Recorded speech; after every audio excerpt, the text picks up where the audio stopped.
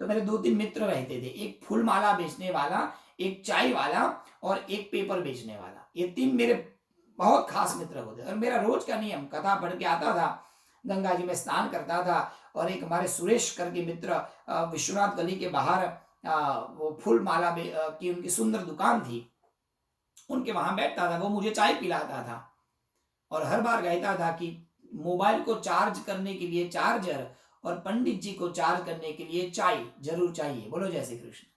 चाय मिली तो पंडित जी चार्ज हो जाते थे और वो मुझे चाय पिलाता था, मैं चाय पीने जाता था और जो कथा मुझे मेरे गुरुजी ने पढ़ाई वो कथा मैं उसको सुना देता था। अब वो बड़ा खुश होता था। मैं मेरी वाणी टूटी फूटी जितना आता था उतना सुना देता था, कभी गड़बड़ भी होती थी, मुझे पता चलता था कि कौन सी कथा मुझे नहीं याद है, फिर से जाकर पढ़ता था। और एक चाय वाला था, उसको भी मैं कथा सुनाता। और मेरे एक मित्र थे ओम अग्रवाल, ओम प्रकाश करके, बहुत अच्छे मित्र, उनको भी ये सब कथा सुनाता था।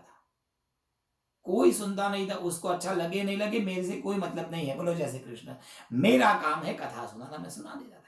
करते करते करते मुझे कथा का अभ्यास हो गया और आज परमात्मा की कृपा से वो सब कथा मुझे बिना पुस्तक के भी याद है। क्यों?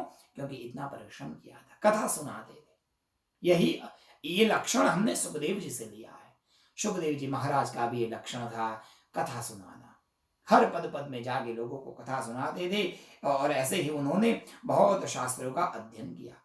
देवी भागवत में लिखा है कि वेद व्यास जी महाराज ने अपने पुत्र सुखदेव को उन्होंने स्वयं ब्रह्मा जी के पास और स्वयं बृहस्पति के पास उन्होंने ज्ञानाध्ययन के लिए भेजा था। उन्होंने उनसे बृहस्पति से अपनी विद्या प्राप्त की। परम विद्या प्राप्त करने के बाद में सुखदेव जी जब एक बार अपने घर पर आए तो अपने पिताजी से उनका बृहस्पति से विद्या लेकर जब सुखदेव जी अपने घर पर आए तो पिताजी बड़े खुश हुए, उनसे बैठकर बातें कर रहे थे। और हर माँ बाप को एक चिंता होती है कि बच्चा बड़ा हो जाए तो उसकी शादी कब होगी। बोलो जय श्री कृष्ण। हमारे वेद व्यास जी महाराज को भी ये चिंता है कि हमारे सुखदेव जी की शादी कब होगी। अब आज बड़ा शास्त्रार्थ हुआ पिता और पुत्र के बीच में।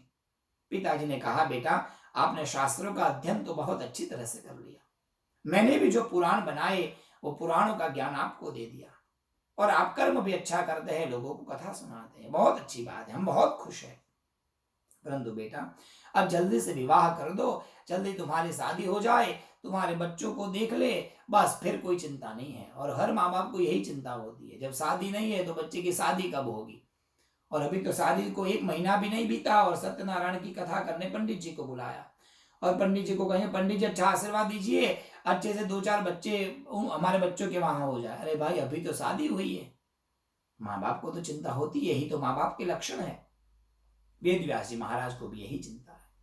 कहा, पुत्र अब आप विवाह के बारे में क्या सोचते हैं? और सुखदेव जी महाराज ने साफ शब्दों में कह दिया, मुझे शादी करनी ही नहीं है, क्योंकि शादी करने के बाद कलयुग में एक भी आदमी सुखी नहीं है। बोलो जय श्री कृष्ण। कभी एक व्हाट्सएप पे एक बड़ा सुंदर बात आई थी। एक आदमी ने भगवान को कहा, भगवान मुझे इतना दुख दो, मुझे परेशानी दो, मुझे टेंशन दे दो, ये दे दो, वो दो, तो मुझे परेशान कर दो। भगवान ने कहा, एक ही बात में बोल दो ना, शादी करवा दो, शादी हो जाएगी तो सब परेशानी एक साथ में आ जाएगी। बड़ा अच्छा मार्मिक चर्चा यहाँ देवी भागवत में है, सज्जनों ध्यान देना। सुखदेव जी महाराज को राजन ने कहा, वेद व्यास जी ने कहा कि बेटा शादी कर लो। सुखदेव जी महाराज ने कहा, विवाह कर कर कोई सुख नहीं मिलेगा पिताजी, क्योंकि यदि मैं विवाह करूंगा तो एक जवाबदारी, एक एक एक कार्य मेरे पर थक जाएगा और यदि वो कार्य में मैं लग गया तो मैं भगवान का स्मरण चिंतन अनुष्ठान नहीं कर पाऊंगा। मेरा मन संसार के चिंतनों से चिंतित हो जाएगा, रोज चिंताएं होगी, आज ये लाना है वो लाना है, इसलिए मुझे शादी नहीं, मुझे तो ब्रह्मचर्य का पालन करते हुए ही परमात्मा का स्मरण करना है। वेद व्यास जी महाराज ने बहुत समझाया, बेटा संसार में जितना सुख है ना, इतना सुख संन्यास में नहीं है। एक पुत्र संन्यास के बारे में बता रहा है, एक पुत्र सन्यासी के बारे में बता रहा है, संन्यास धर्म के बारे में बता रहा है, एक संसार के बारे में बता रहा है। पुत्र कहता है संसार में हर जगह पर भय है, भोगे रोग भयम कुले च्युति भयम शास्त्रे विवादात भयम। पिताजी यदि मैं शादी करूंगा तो शादी करने के बाद में पुत्रों की चिंता, संतान कब होगा, यदि संतान हो भी गया तो संतान होने के बाद कहीं वो संतान अल्प आयु में मर न जाए, ये भी एक चिंता। यदि शास्त्र पढ़ूंगा तो शास्त्र पढ़ते पढ़ते मेरे साथ कोई शास्त्रार्थ करने न आए, ये भी चिंता। आज खाना बनाया है, आज तो भोजन कर लिया, कब क्या खाना मिलेगा, उसकी भी चिंता रहेगी। यदि इतनी चिंता में आदमी रहेगा तो भगवान का चिंतन कब करेगा। वेद व्यास जी महाराज ने कहा, भाई मेरे बच्चे, मेरे पुत्र, तुम जो मानते हो वो संसार नहीं है। संसार में तो हर चिंता भगवान को दी जाती है। भगवान हमारी चिंता को दूर कर देते हैं। सुख और दुख के हमारा जो जीवन है, संसार है, वो सुख दुख के दो किनारे पर चलते हैं। आज इतना सुख मिलता है, कल इतना दुख मिलता है, और दुख के बाद में जब सुख आता है तो वो दुख का अनुभव हमको आनंदित होता है कि भाई देखो इतना दुख था, आज भगवान ने सुख दिया। थोड़ा मीठा खाएंगे, उसके बाद में थोड़ी सी चटनी खाएंगे, और बाद में जब मीठा खाएंगे तो वो लड्डू और मीठा लगेगा। तो उसी तरह दुख भुगतने के बाद जब सुख आएगा तो उस सुख का स्वाद और बढ़ जाएगा। यही तो संसार है बेटा। संसार सुख दुख के किनारे पर चलता है। कभी आज सुख है तो कभी दुख है, और सुख दुख में एक दूसरे की सहायता करते करते हम परम पद को पा जाते हैं। बेटा आप बुरा मत मानना, आज तुम युवान हो, आज तुम्हारे में शक्ति है, कल जाकर तुम वृद्ध हो जाओगे, तुम्हारी सेवा करने वाला कोई नहीं होगा। उस समय में एक व्यक्ति ऐसा होना चाहिए जो अपना हो, और वो केवल पति और पत्नी ही हो सकते हैं एक दूसरे के। पति पत्नी अंत समय तक एक दूसरे के एक साथ कभी नहीं छोड़ते, मृत्यु तक एक दूसरे का। तुरंत पुत्र ने कहा, यदि पति जिंदा है और पत्नी मर गई, उसके दुख में पति को और दुख होगा, और यदि पति मर गया तो उसके बाद में पत्नी को भी और दुख होगा। कैसे जिएगी? पिताजी ने कहा, इसलिए तो संतान है। एक आदमी जब मर जाता है तो संतान उनकी सेवा करता है। ऐसे कई चर्चा हुई, चर्चाओं के अंत में एक ही बात आई, मुझे शादी नहीं करना है। बोलो प्रेम से जय श्री कृष्ण। सुखदेव जी ने मना कर दिया, नहीं करना है। वेद व्यास जी उदास हो गए, कोई बात नहीं, आपकी जो इच्छा बेटे। ऐसा करते हुए सुखदेव जी फिर वहां से चले गए, अपनी ही मस्ती में, अपनी ही भक्ति में लोगों को कथा कहते कहते जाने लगे। और हमारे वेद व्यास जी महाराज, हमारे गुरुदेव, फिर से एक बार उदास हो गए। परमात्मा की कृपा से फिर से उनको एक बार नारद जी मिले और पूछा, महाराज आप उदास क्यों हैं? तब उन्होंने कहा, मैं उदास इसलिए हूं, क्यों? क्योंकि मेरा पुत्र इतना तो अच्छा हुआ, परंतु वो विवाह करना नहीं चाहता, शादी करना नहीं चाहता। नारद जी ने कहा, चिंता मत करो, मैं उसकी शादी करा देता हूँ। बोले कैसे? बोले मैं उसको एक अच्छे ज्ञानी के पास भेजता हूँ। आप समझाएंगे तो नहीं समझेंगे, पर मैं समझाऊंगा तो जरूर समझेंगे। सज्जनों, हमारे साथ अमेरिका में ऐसा बहुत होता है। बोलो प्रेम से जय श्री कृष्ण। शादी के लिए आते हैं हमारे साथ, पंडित जी सब बच्चों की शादी कराएंगे? जरूर कराएंगे, हम जाते हैं। शादी से पहले बच्चे कहते हैं हम ये नहीं करेंगे, वो नहीं करेंगे। पंडित जी हम माता पिता की बात नहीं मानते, बाद प्रक्षालन नहीं करेंगे, सिंदूर दान हमें अच्छा नहीं लगता, ये वो अच्छा नहीं लगता, ये सब बताते हैं। माता पिता बेचारे कह नहीं पाते, और जब हमारे पास आते, पंडित जी हमको इतना लंबा नहीं करना है, शॉर्टकट में खत्म कर दो। अब हमको दुख होता है यार भाई, शादी एक तो है 4 घंटे की, अमेरिका में इतना समय देता नहीं, 2 घंटे देते हैं, उसमें भी शॉर्टकट कैसे करें हम पूछते हैं क्यों? तब यही कहते हैं हमारे बच्चों को इतना लंबा नहीं चाहिए। तब मैं कहता हूं कि एक बार मीटिंग करिए। जब मीटिंग करते हैं, बच्चे हमारे पास आते हैं, हम समझाते हैं कि ये विधि क्यों कही जाती है। बहुत लोगों को प्रश्न है, लड़की का दान, कन्यादान नहीं करना है। आजकल नया ट्रेंड निकला है, टीवी के माध्यम से देख देख कर। पंडित जी हम हमारी पुत्री का दान देना नहीं चाहते। दान दिया मतलब वो तो भिखारियों को, गरीबों को दिया जाता है, दान क्यों दे हमारी पुत्री का? परंतु वो दान क्यों देना है ये समझना चाहिए साहब। यदि वो समझेंगे तो जरूर आपको उस विषय पर आपको गर्व होगा। ये हमारी सनातन संस्कृति है। देखिए दुनिया में कहीं भी जाइए, कोई भी माँ बाप अपने पुत्रों के पैर को छूता नहीं है। अभी बच्चे अपने माँ बाप के पैर को छूता है। एक ही क्षण ऐसी है शादी में जहां माता पिता अपने बच्चे के पैर धोते हैं। क्यों? क्योंकि उस मंडप में आज ये आपके पुत्र या पुत्री नहीं है, ये भगवान नारायण का रूप है और आप भगवान नारायण को अपनी पुत्री लक्ष्मी दे रहे हैं, क्योंकि हर पुत्री माता पिता के लिए लक्ष्मी तुल्य होती है। जब बच्ची का जन्म होता है, पुत्री का जन्म होता है, तो माँ बाप बहुत सुखी होते हैं और कोई माँ बाप ये नहीं चाहते कि मेरी पुत्री की विदाई हो जाए, वो लक्ष्मी मेरे घर से चली जाए और माता पिता को दुख आए। इसलिए हमारे ऋषि मुनि ने ये नियम बताया कि आप आपकी लक्ष्मी को भगवान नारायण के हाथों में दीजिए, और जब ईश्वर के हाथों में दिया जाता है तो उसका 4 गुना हमें वापस मिलता है, क्योंकि हम ईश्वर को 2 हाथ से देते हैं और ईश्वर हमें हजारों हाथ से देता है। जब आप आपकी पुत्री को नारायण के हाथ में देते, अर्थात आपने आपकी पुत्री को परमात्मा को दिया, तो परमात्मा अब आपको कई गुना ज्यादा संपत्ति लक्ष्मी आपके जीवन में प्रदान, आपको कोई दुख नहीं आएगा। इसलिए कन्यादान का कॉन्सेप्ट हमारे शास्त्रों में आया, परंतु आज लोग समझते नहीं, पढ़ते नहीं और उसका विरोध कर देते हैं।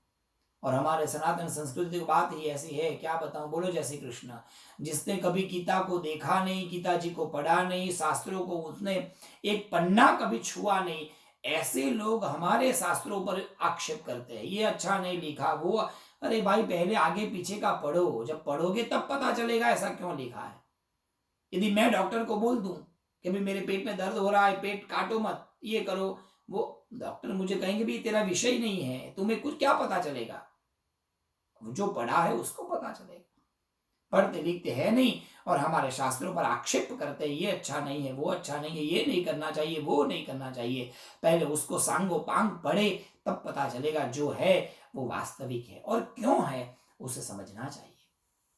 आक्षेप कर केवल और केवल हम उस धर्म को बदल देते हैं, माता पिता की बात नहीं मानते। जब हम समझाते हैं तो समझ जाते हैं। नारद जी ने कहा, चिंता मत करिए वेदव्यास जी, मैं एक ऐसे व्यक्ति के पास भेजता हूं, वो उसको अच्छे से समझाएगा। महाराज बुरा मत मानना, आप उसको जो समझा रहे हैं, अब वो ब्रह्म ज्ञानी है सुखदेव, और आप शास्त्र के ज्ञानी है, परंतु अभी आप ब्रह्म ज्ञानी नहीं है, आपको ब्रह्म की प्राप्ति नहीं हुई वेदव्यास जी महाराज। और जब तक आपको जिस ब्रह्म तत्व के बारे में पता नहीं है, वो तत्व यदि आप आपको समझाएंगे पुत्र को, वो कैसे समझेगा। गुड़ मीठा है, ऐसा वो ही व्यक्ति कह सकता है जिसने गुड़ खाकर देखा है। एक ऐसे ब्रह्म ज्ञानी के पास भेजता हूं, वो ब्रह्म ज्ञानी की भाषा में ही समझाएगा। और वो ब्रह्म ज्ञानी कौन है, तो वो है जनक महामुनि, जनक राजा, जो परम ब्रह्म ज्ञानी थे। श्रीमद् भगवत गीता में भी भगवान ने यथा जनकादय ऐसा कहकर जनक राजा की ब्रह्म ज्ञानी के रूप में प्रशंसा की है। नारद जी ने सुखदेव जी महाराज को बीच में रोका, कहा सुखदेव जी कहाँ। सुखदेव जी ने प्रणाम किया नारद महामुनि को, कहा बस मैं तो क्या करूं, भगवान के गुणगान गाता रहता हूं, कथा सुनाता रहता हूं, यही मेरे जीवन का लक्ष्य है। तो कहा कथा सुनाते हो बात अच्छी है, परंतु कभी कभी वक्ता को भी एक अच्छा श्रोता बनना चाहिए। कभी आपने कथा सुनी? बोले हाँ सुनी तो है। नहीं, ये कथा कहने के बाद में आपने सुनी? बोले नहीं। एक काम करो, यदि कथा अच्छी सुननी है और यदि अच्छे से कथा कहनी है, तो आप जनक महामुनि के पास जाइए मिथिलापुरी में। अब सुखदेव जी महाराज जनक महामुनि के पास जाते हैं और साहब अद्भुत दिव्य शास्त्रार्थ होता है दोनों ब्रह्म ज्ञानियों के बीच में। दोनों ब्रह्म ज्ञानी, ध्यान दीजिएगा, सुखदेव जी महाराज परम ब्रह्म, परम हंस, परम महर्षि, और जनक राजा जैसे परम विद्वान ब्रह्म ज्ञानी होते हुए भी ये संसारी है। उनके घर में पत्नी भी है और उनकी पुत्री भी है। संसार में रहते हुए भी संसार से वो लिप्त नहीं है, अलिप्त है। जैसे कमल कादव में कीचड़ में उगता है, फिर भी उस कमल पर कीचड़ नहीं लगता, उसी तरह जनक महामुनि संसार में रहते हैं, परंतु संसार की वासनाओं से वो अलिप्त है। दोनों के बीच में चर्चा हुई और आज चर्चा करते करते एक प्रश्न करना शुरू किया सुखदेव जी महाराज श्रोता बनकर। महाराज संसार में रहकर क्या फायदा? जनक महाराज ने कहा संसार में रह के नुकसान क्या है, पहले ये बताओ। नुकसान ही तो ये नुकसान तुम समझते हो, वो नुकसान नहीं है, वो तो कर्म का फल है भाई। संसार में रह के दुख प्राप्त होगा, जरूर होगा, परंतु वो दुख संसार से नहीं आया है, वो दुख तुम्हारे कर्म से आया है।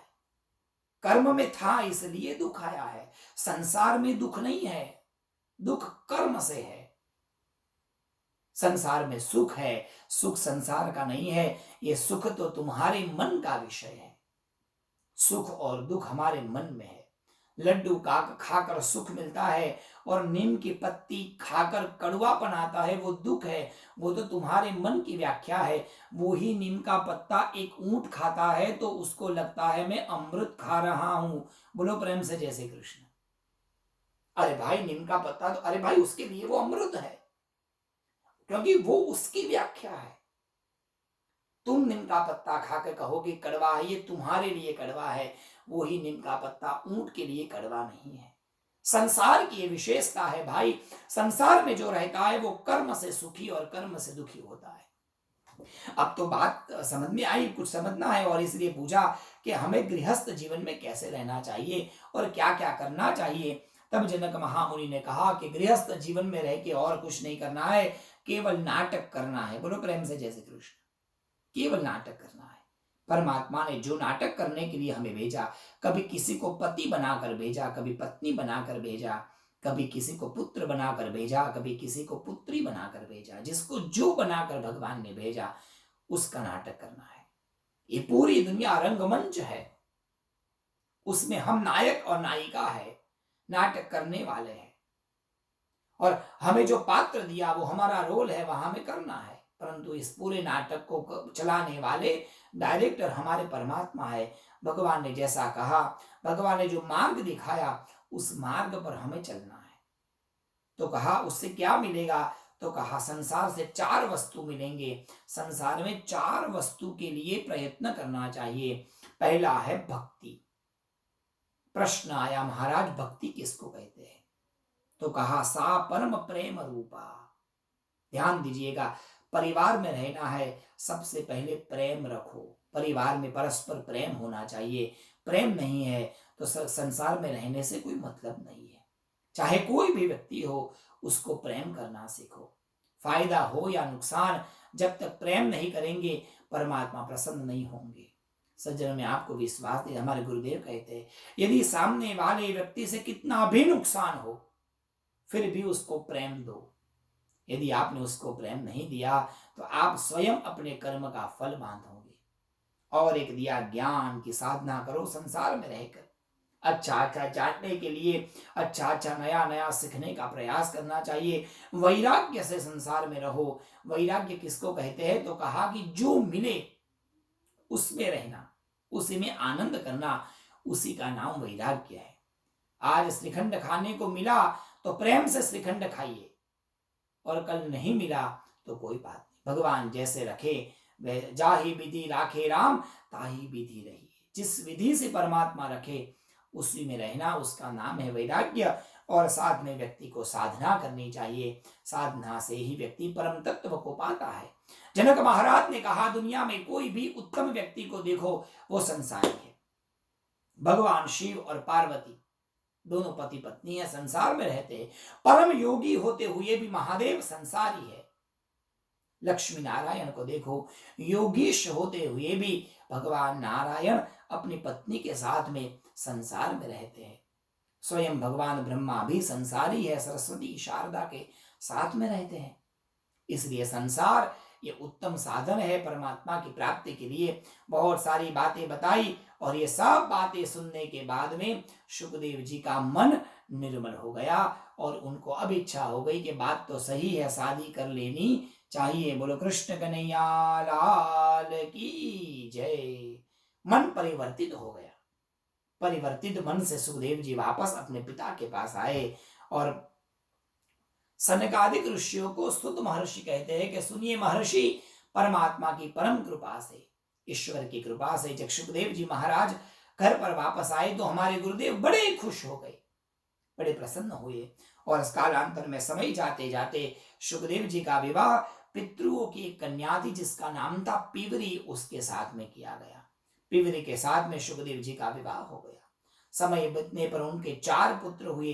एक का नाम कृष्ण, एक का नाम गौर प्रभु, एक का नाम भूरिश्रवा, एक का नाम देवश्रुत और 5वें नंबर पर पुत्री हुई जिसका नाम था कीर्ति। 5 संतान सुखदेव जी महाराज को हुई।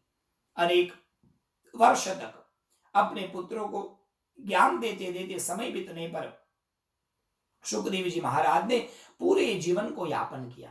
गृहस्थ धर्म बहुत अच्छी रीति से उन्होंने निभाया। जीवन में अच्छा जीवन तो गृहस्थ जीवन ही है। बिना गृहस्थी के व्यक्ति को सुख नहीं मिलता। यह अनुभव सुखदेव जी महाराज ने किया। अच्छा गृहस्थ धर्म क्या है, उसके लिए बताया गया है धन्यो गृहस्थाश्रम। उत्तम से ही उत्तम आश्रम ये गृहस्थाश्रम है। क्यों? कासानंदम सदनम सुदाश्च सुधियः कांता प्रिया लापिनी। जब संसार में रहता है तो कितना सुंदर घर होता है, कितना सुंदर परिवार होता है। अच्छी पत्नी होती है, रोज का सुंदर सुंदर नया नया खाना बना कर देती है।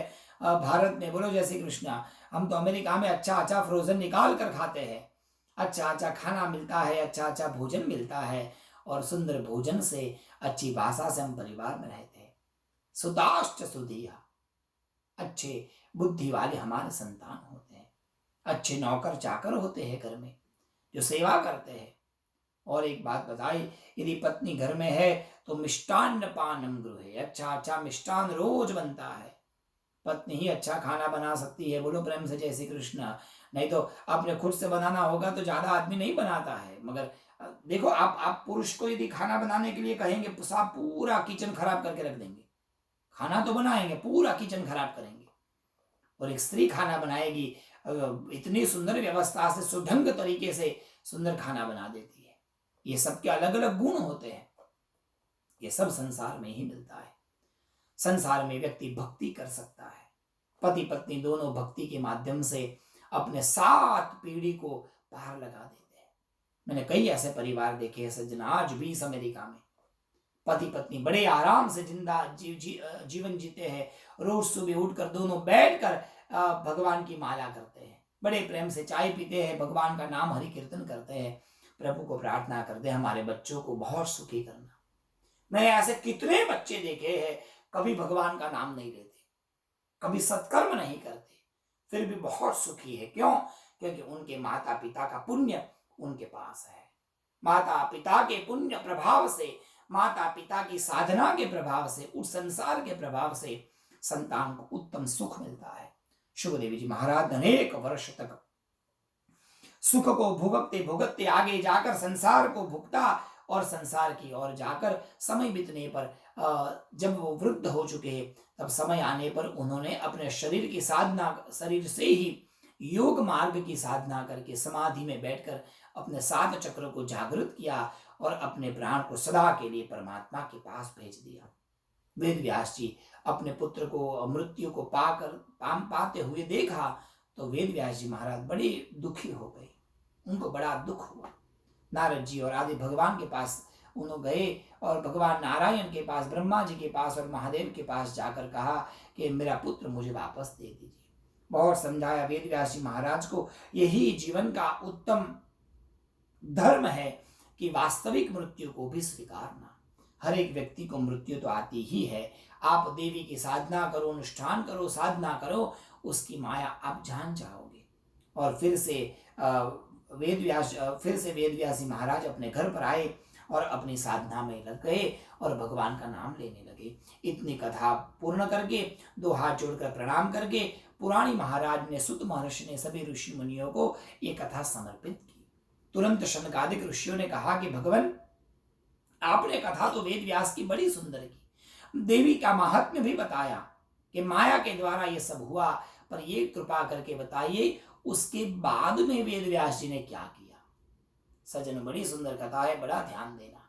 अब आगे की कथा में ले जा रहे हैं, आगे के स्कंद में ले जा रहे वेद व्यास जी महाराज ने सुखदेव जी के महाराज के जाने के बाद में क्या किया। बड़ी सुंदर कथा है। कहा कि सुखदेव जी महाराज जब चले गए तो वेद व्यास जी महाराज अर्थात हमारे गुरुदेव वापस घर पर आ गए और अपनी साधना में लगे रहे, पुराणों का अध्ययन करते थे। एक बार उनको अपनी माता के बारे में याद आया, उनकी माँ कहाँ है। तो माँ को खोद किए हुए वेद व्यास जी महाराज वहां से उनकी माता सत्यवती को मिलने के लिए गए। अब ये सत्यवती कौन है? तो उस समय में ये सत्यवती मत्स्यगंधा थी, जिसका विवाह शांतनु के साथ किया गया था। शांतनु राजा को 2 पत्नी थी। पहली पत्नी का नाम था गंगा, और गंगा से एक पुत्र हुआ था जिसका नाम था भीष्म। और उसके बाद में शांतनु महामुनि का, शांतनु राजा का दूसरा विवाह हुआ था सत्यवती से, जिससे 2 पुत्र हुए थे, चित्रांगद और विचित्रवीर्य। तो वहां पर आते हैं और वेद व्यास जी की मुलाकात भीष्म से होती है, और वहां से महाभारत की कथा का प्रारंभ होता है। बहुत संक्षिप्त रूप से देवी भागवत में महाभारत की कथा बताई गई है, परंतु सज्जनों आप सबको महाभारत की कथा पता है, इसलिए मैं उसमें नहीं जा रहा हूं। पूरे महाभारत की दिव्य कथा यदि वो कहने रहूंगा तो 7 दिन में देवी भागवत पूरा नहीं होगा। जो मुझे अच्छी अच्छी बात बतानी है वो मैं नहीं बता पाऊंगा, इसलिए महाभारत की कथा आप सब जानते हैं, ऐसा मैं मानकर वहां से आगे चलता हूं। पूरे महाभारत की कथा वेद व्यास जी महाराज ने कहाँ कहाँ महाभारत में क्या क्या मदद की, क्या क्या सहायता की, वो सब बातें देवी भागवत में आता है। उन्होंने कहाँ कहाँ किसको मंत्र दिया, माया मंत्र देवी के मंत्र प्रदान किए, गांधारी को दिया है, कुंती माता को दिया है, पांडवों को उपदेश दिया है। कई बातें वो आती है जो आपने महाभारत में देखी भी है और महाभारत की कथा में आपने सुनी भी है। वर्षों तक ये क्रियाएं चलती रही भगवान। सालों के बाद में एक दिन ऐसा हुआ, महाभारत का भव्य भयंकर युद्ध हुआ। उस युद्ध में पांडवों की विजय गाथा हुई। पांडव राजगद्दी पर बैठ गए। पांडवों के वंश में एक पुत्र का जन्म हुआ जिसका नाम था राजा परीक्षित। अब ये परीक्षित राजा ने राज्य करते हुए उन्होंने एक गलती कर दी, जिस गलती के कारण उनको श्राप लग गया कि 7 दिन में तक्षक नाम का सर्प आएगा और आपको काटेगा, आप मर जाओगे, ऐसा श्राप लग गया। और 7वें दिन तक्षक आया, परीक्षित को काटा और परीक्षित की मृत्यु हो गई। परीक्षित राजा की मृत्यु हो गई। और परीक्षित की मृत्यु होने के बाद में जब परीक्षित राजा की मृत्यु हो गई, उस समय में उनके एक पुत्र थे जिनका नाम था जन्मेजय। अब उस समय जन्मेजय बहुत छोटे हैं, परीक्षित राजा मर गए, पर उस समय की प्रजा ने जन्मेजय को ही अपना राजा मान लिया। जन्मेजय चूंकि बहुत छोटे थे, पर उनको ही राजा बनाकर उनको विद्या अध्ययन करवाया। कुलगुरु कृपाचार्य ने बालक को अर्थात ये जन्मेजय को बहुत अच्छी विद्या प्रदान की। धीरे धीरे करते करते जन्मेजय बड़े 18 साल के हो गए, और जब योग्य उत्तम राजा की तुल्य बन गए तो उनको राजगादी पर बिठाकर राज्याभिषेक कर दिया। अब ये पूरे राज्य के राजा बन गए जन्मेजय। राजा बनकर अच्छा राज्य करने लगे, कीर्ति को चारों ओर बढ़ाने लगे।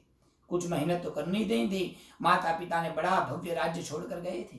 पांडवों ने पूरा चक्रवर्ती सम्राट का यज्ञ किया था, इसलिए वो चक्रवर्ती का पद भी उनको मिल गया परीक्षित को, और वही पद उनको भी मिला। चक्रवर्ती सम्राट बन गए जन्मेजय बचपन में ही, और राज्य करने लगे। प्रजा को बहुत सुख देते थे, कहीं कोई तकलीफ नहीं थी, कोई दुखी नहीं था, अच्छा राज्य चल रहा था। अचानक एक दिन एक बड़ी विचित्र घटना हुई।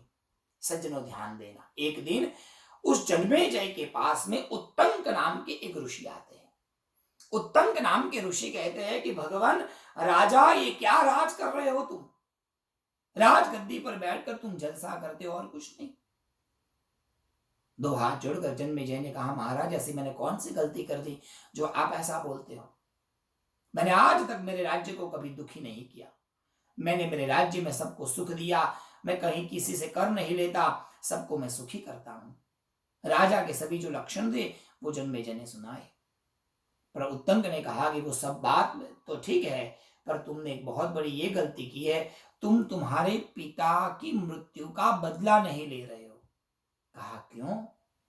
अरे मूर्ख राजा, तुम्हारे पिता परीक्षित को तक्षक ने काटा था, इसी के कारण तुम्हारे पिता की मृत्यु हो गई, और आज भी तुम्हारे पिता का हत्यारा वो तक्षक जिंदा है, तुम्हें उसको मारना चाहिए। क्यों ऐसे नपुंसक बन गए? आज तक तुम्हारे वंश में ऐसा नहीं हुआ, जो जो शत्रु पैदा हुए पांडवों ने उन शत्रुओं को मारा। तुम्हारे पिता परीक्षित ने भी अनेक शत्रुओं का वध किया है और आज भी तुम्हारा शत्रु जिंदा है और तुम यहाँ राजगद्दी पर बैठकर आराम कर रहे हो। दो हाथ जोड़कर कहा, महामुनि आप गुस्सा मत करिए।